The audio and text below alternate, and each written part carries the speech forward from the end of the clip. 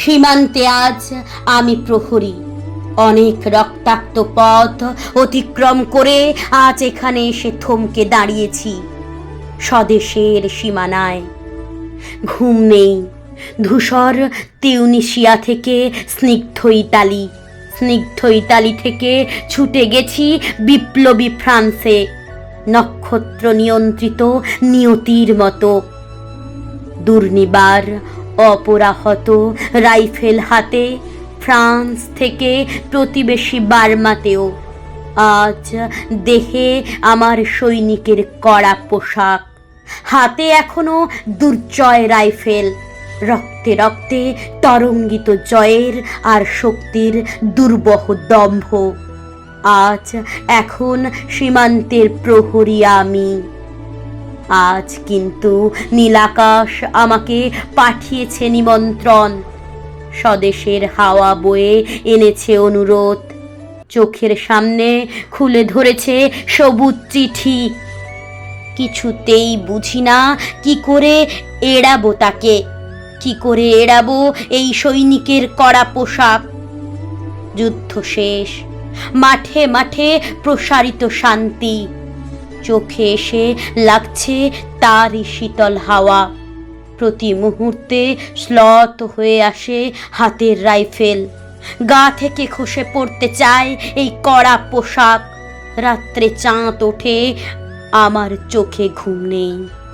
তোমাকে ভেবেছি কতদিন, কত শত্রুর পদক্ষেপ সোনার প্রতীক্ষার অবসরে, কত গোলা ফাটার মুহূর্তে, কতবার অবাধ্য হয়েছে মন যুদ্ধ জয়ের ফাঁকে ফাঁকে, কতবার হৃদয়ে জ্বলেছে অনুশোচনার অঙ্গারে। তোমার আর তোমাদের ভাবনায় তোমাকে ফেলে এসেছি দারিদ্র্যের মধ্যে, ছুঁড়ে দিয়েছি দুর্ভিক্ষের আগুনে। ঝড়ে আর বন্যায়, মারিয়ার মড়কের দুঃসহ আঘাতে বারবার বিপন্ন হয়েছে তোমাদের অস্তিত্ব। আমি ছুটে গেছি এক যুদ্ধক্ষেত্র থেকে আর এক যুদ্ধক্ষেত্রে, জানি না আজও আছো কি নেই। দুর্ভিক্ষে ফাঁকা আর বন্যায় তলিয়ে গেছে কিনা ভিটে জানি না, তাও তবু লিখছি তোমাকে আজ, লিখছি আত্মম্ভর আশায়। ঘরে ফেরার সময় এসে গেছে, জানি আমার জন্যে কেউ প্রতীক্ষা করে নেই। মালায় আর পতাকায়, প্রদীপে আর মঙ্গল ঘটে, জানি সম্বর্ধনা রটবে না লোক মুখে, মিলিত খুশিতে মিলবে না বীরত্বের পুরস্কার। তবু একটি হৃদয় নেচে উঠবে আমার আবির্ভাবে, সে তোমার হৃদয়। যুদ্ধ চাই না আর, যুদ্ধ তো থেমে গেছে, পদার্পণ করতে চায় না মন ইন্দোনেশিয়ায়। আর সামনে নয়, এবার পেছন ফেরার পালা। পরের জন্যে যুদ্ধ করেছি অনেক, এবার যুদ্ধ তোমার আর আমার জন্যে।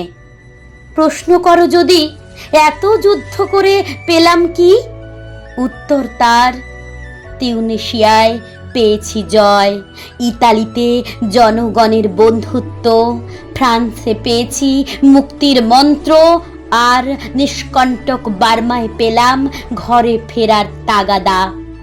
আমি যেন সেই বাতিওয়ালা, যে সন্ধ্যায় রাজপথে পথে বাতি জ্বালিয়ে ফেরে, অথচ নিজের ঘরে নেই যার বাতি জ্বালার সামর্থ্য।